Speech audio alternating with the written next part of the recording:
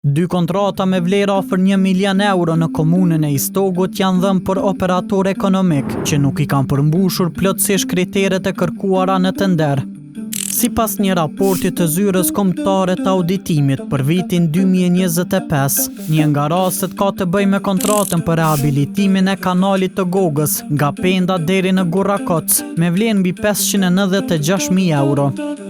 Sipas auditorëve, në komunën e udhëhequr nga Ilir Ferati, kompania fituese duhej të dëshmonte posedimin e 2 cilindrave vibrues, 7 deri në 13 ton, por ka paraqitur vetëm një cilindër 13 tonsh, ndërsa për pajisjen tjetër është paraqitur një cilindër jo vibrues.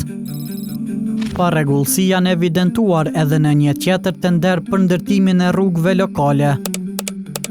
Me vlerë mbi 344.000 euro, operatori ishte I obliguar të dëshmonte licencë për bazë betoni, bazë asfalti dhe gurthyes, por nuk ishte dorëzuar licencën për gurthyes, edhe pse ishte kërkuar në dosje.